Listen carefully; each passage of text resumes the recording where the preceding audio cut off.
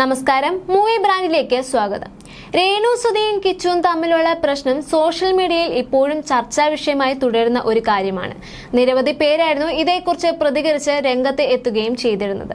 തന്നെ കാണാൻ കിച്ചു എത്തിയില്ല എന്നടക്കമുള്ള സങ്കടങ്ങൾ ഇതേക്കുറിച്ച് രേണു പറയുന്നതുമെല്ലാം വിവാദമായി മാറിയിരുന്നു. അവനെ ഞാൻ മകനായി തന്നെയാണ് നോക്കിയത്. ഈ ഒരു അവസ്ഥയിൽ ഒത്തിരി പേർ എന്നെ കാണാൻ വരുന്നുണ്ട്. എല്ലാം അറിഞ്ഞിട്ടും കിച്ചു വന്നില്ല എന്നായിരുന്നു രേണു പറഞ്ഞത്. വിഷമം ഉള്ളവരുടെ വിഷമം തീരാനായി ഞാൻ പോകാൻ തീരുമാനിച്ചു എന്ന് കിച്ചു ഒരു വീഡിയോയും ചെയ്തിരുന്നു. അച്ഛന്റെ സഹോദരന്റെ ഭാര്യയും മക്കൾക്കും ഒപ്പമായിരുന്നു കിച്ചു പോയത്.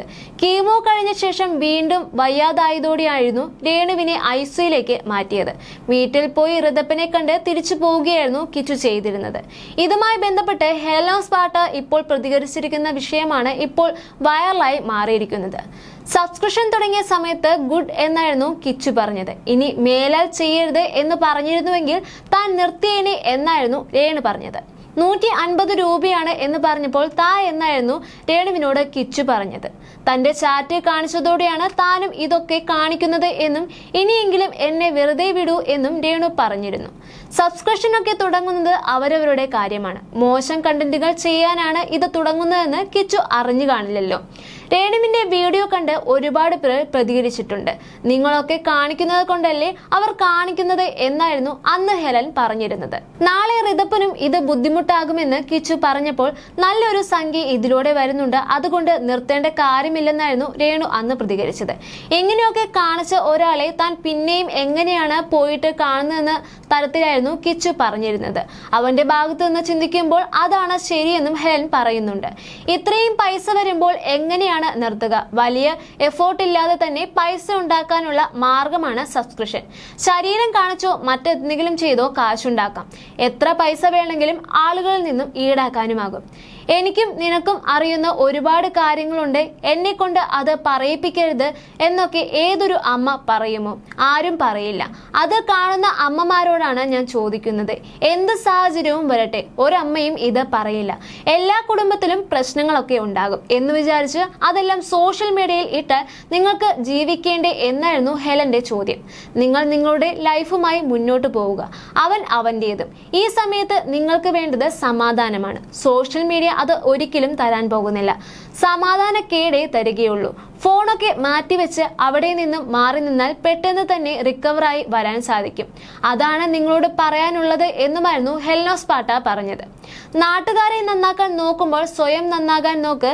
മറ്റുള്ളവരെ കുറ്റം പറയുന്നത് നിർത്തി ആദ്യം സ്വയം നന്നാവൂ. ചേച്ചി എന്നാണ് ഇപ്പോൾ വിളിക്കുന്നത്. കുറെ നാൾ മുന്നോ നീ ആദ്യം നന്നാവൂ, എന്നിട്ട് മറ്റുള്ളവരെ ഉപദേശിച്ച് നന്നാക്കാൻ നോക്കൂ. വായിൽ വരുന്നത് അതേപോലെ വിളിച്ചു പറയുന്ന ആളാണ് ഇപ്പോൾ രേണുവിനെ ഉപദേശിക്കുന്നത് തുടങ്ങിയ പ്രതികരണങ്ങളായിരുന്നു ഹെലന്റെ വീഡിയോയ്ക്ക് താഴെയായി വന്നിരുന്നത്. ഇതിനിടെ അർബുദം ബാധിച്ച് ചികിത്സയിൽ കഴിയുന്ന രേണു സുധിയെക്കുറിച്ചും അവരുമായി ബന്ധപ്പെട്ട് അടുത്തിടെ ഉണ്ടായ വിവാദങ്ങളെക്കുറിച്ചും സോഷ്യൽ മീഡിയയിൽ പ്രത്യക്ഷപ്പെട്ട ഒരു കുറിപ്പും ഇപ്പോൾ വൈറലായി മാറിയിരിക്കുകയാണ്. ലഭ്യമായ ചികിത്സയും കരുതലും പിന്തുണയും നൽകി ക്യാൻസർ രോഗിക്ക് കഴിയുന്നത്ര സമാധാനപരവും മാന്യവുമായ ജീവിതം ഉറപ്പാക്കാൻ നമുക്ക് എല്ലാവർക്കും ബാധ്യതയുണ്ടെന്നാണ് ഫേസ്ബുക്ക് യൂസറായ ദീപ പി വാസുദേവൻ കുറിച്ചിരിക്കുന്നത്. ആ കുറിപ്പിൽ പറയുന്നത് ഇങ്ങനെയായിരുന്നു: 4ാം ഘട്ട ക്യാൻസർ ബാധിച്ച രോഗികളുടെ അവസ്ഥ അടുത്തറിയുവാൻ എനിക്ക് അവസരം ലഭിച്ചിട്ടുണ്ട്. എന്റെ അച്ഛനും ഇത്തരമൊരു രോഗാവസ്ഥയിലൂടെ കടന്നുപോയ വ്യക്തിയായിരുന്നു. അതിനാൽ രോഗത്തിന്റെ ശാരീരികവും മാനസികവുമായ ആഘാതങ്ങളെക്കുറിച്ച് എനിക്ക് വ്യക്തമായി ധാരണയുണ്ട്. ഈ ഘട്ടത്തിലുള്ള രോഗികളിൽ കടുത്ത ക്ഷീണവും ശരീരവേദനയും വിശപ്പില്ലായ്മയും ശരീരഭാരം കുറയൽ, ഉറക്കക്കുറവ്, രോഗപ്രതിരോധ ശേഷി കുറയൽ, മാനസിക സമ്മർദ്ദം, ഉത്കണ്ഠ, വിഷാദ ലക്ഷണങ്ങൾ എന്നിവ സാധാരണയായി കാണപ്പെടാറുണ്ട്. ഇത്തരമൊരു സാഹചര്യത്തിൽ അനാവശ്യമായ മാനസിക സംഘർഷങ്ങൾ, സോഷ്യൽ മീഡിയയിലെ തർക്കങ്ങൾ, വിമർശനങ്ങൾ, നെഗറ്റീവ് ചർച്ചകൾ എന്നിവ രോഗിയുടെ മാനസിക ആരോഗ്യത്തെയും ജീവിത നിലവാരത്തെയും പ്രതികൂലമായി ബാധിക്കാനുള്ള സാധ്യതകൾ ഏറെയാണ്.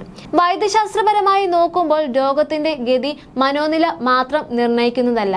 എന്നിരുന്നാലും മതിയായ വിശ്രമം, പോഷകസമൃദ്ധമായ ഭക്ഷണം, ആവശ്യമായ ചികിത്സ, വേദന നിയന്ത്രണം, കുടുംബത്തിന്റെ പിന്തുണ, ശാന്തമായ മാനസികാവസ്ഥ എന്നിവ രോഗിയുടെ ജീവിത നിലവാരം മെച്ചപ്പെടുത്തുന്നതിൽ പ്രധാന പങ്കുവഹിക്കുന്നുണ്ട്. അതേസമയം ദീർഘനേരം ഫോണിലോ സോഷ്യൽ മീഡിയയിലോ മുഴുകി മാനസിക സമ്മർദ്ദം വർദ്ധിപ്പിക്കുന്നത് ആരോഗ്യത്തിന് ഗുണകരമാണെന്ന് തെളിയിക്കപ്പെട്ടിട്ടില്ല. ഒരുപാട് നല്ല മനസ്സുകളാണ് സാമ്പത്തിക സഹായമായി മുന്നോട്ട് വരുന്നത്.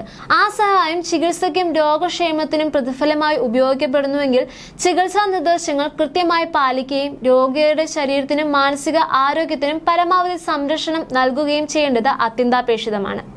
ജീവിതത്തിന്റെയും മരണത്തിന്റെയും അതിനിർണായകമായ ഘട്ടത്തിലൂടെയാണ് മനുഷ്യന്റെ ഓരോ കൈകളും കടന്നു പോകുന്നത്. ആരാണ് ആദ്യം പോകുന്നതെന്ന് ആർക്കും പ്രവചിക്കാനാകില്ല. എന്നാൽ ലഭ്യമായ ചികിത്സയും കരുതലും പിന്തുണയും നൽകി രോഗിക്ക് കഴിയുന്നത്ര സമാധാനപരവും മാന്യവുമായ ജീവിതം ഉറപ്പാക്കാൻ നമുക്ക് എല്ലാവർക്കും ബാധ്യതയുണ്ട്. ഈ കുറിപ്പ് ഒരു വ്യക്തിയെ വിമർശിക്കാനുള്ളതല്ല.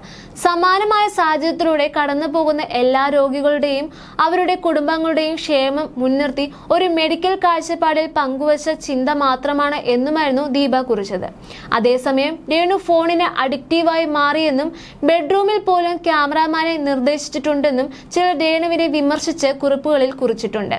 ക്യാൻസർ വന്നതിന്റെ കീമോ ചെയ്തതിന്റെ യാതൊരു എഫക്റ്റും അവരുടെ ശരീരത്തിൽ കാണുന്നില്ലെന്നും ലിപ്സ്റ്റിക് ഒക്കെ വാരിയിട്ട് പോസ്റ്റുകൾ ഇടുന്നുണ്ട്. മാനസിക സംഘർഷം സ്വയം ഉണ്ടാക്കി വെക്കുന്നതാണ്. തർക്കത്തിനും പോസ്റ്റ് ഇടുന്നതിനുമൊക്കെ പോകുന്നതിൽ കുഴപ്പമില്ലല്ലോ.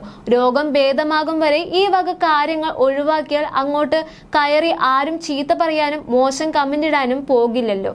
ഫോൺ നോക്കുന്നത് കൊണ്ടല്ലേ ഈ കുഴപ്പങ്ങളെല്ലാം എന്നെല്ലാമാണ് ചോദിക്കുന്നത്.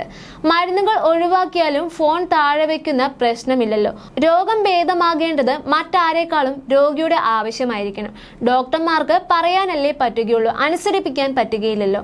ഫോൺ ഉപയോഗിക്കുന്നതല്ലേ മാനസിക വിഷമത്തിന്റെ കാരണം. മൊബൈൽ ഫോൺ ഉപയോഗം ആരോഗ്യമുള്ളവരിൽ പോലും റേഡിയേഷൻ ഉണ്ടാക്കാറുണ്ട്. അപ്പോൾ പിന്നെ രോഗിയുടെ കാര്യം പറയേണ്ടതില്ലല്ലോ എന്നും ചിലർ രേണുവിനെ വിമർശിച്ച് കുറിക്കുന്നുണ്ട്.